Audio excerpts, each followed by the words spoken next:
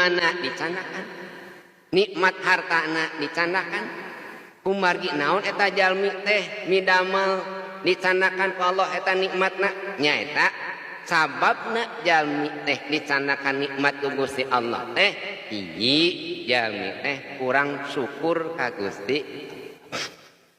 Di mana jalmi teu daek syukuran ka Gusti Allah sakedik-sakedik ku Allah teh dicanak nikmat.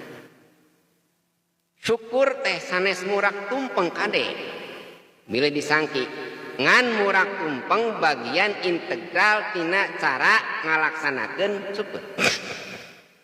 Syukur teh saya ngucapkeun alhamdulillah sanes syukur teh. Tapi mencapkeun alhamdulillah teh bagian integral tina cara pelaksanaan syukur. Tadi syukur anu salasna syukur mah nyaeta sorful abdi ala jami ma an'amallahu alaihi biridah. Ngagunakeunana hiji hamba kana nikmat Allah dina ridho Allah eta syukur disebutna teh. Ibu gaduh sampean eta sampean teh dicanak diangkatkeun ka majelis ka dieu ka masjid rek naon bade ngaos eta teh. Setiap lengkahna teh dipasihan pahala ku Allah teh. Pampean teh sabab syukuran ka Allah teh. Nu mawi anu ngartos mah punten ibu nu ngartos mah di Cikawung teh ka dieu teh numpak lain numpak motor apa. Model orang cangkring ka Cikawung teh lamun teh mah yang gaduh pahala parapah kitu teh.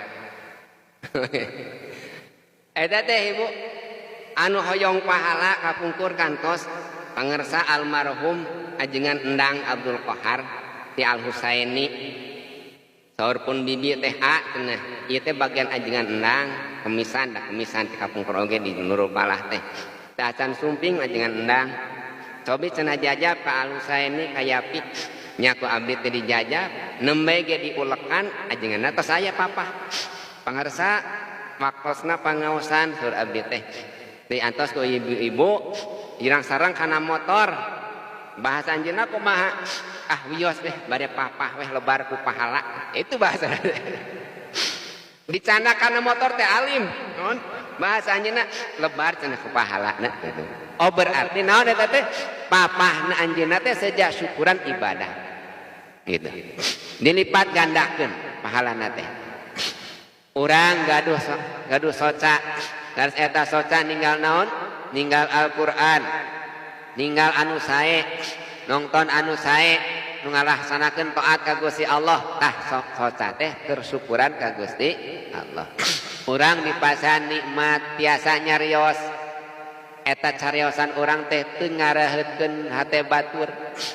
Tara ngagunjing batur, tara ngomongkeun kagorengan batur, tara mitnah batur, tara dengki iri dengki ka batur ucapanna teh istuning ucapan sae we.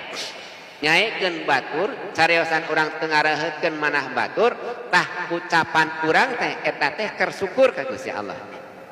Urang gaduh panangan idamel kasaean urang gaduh panca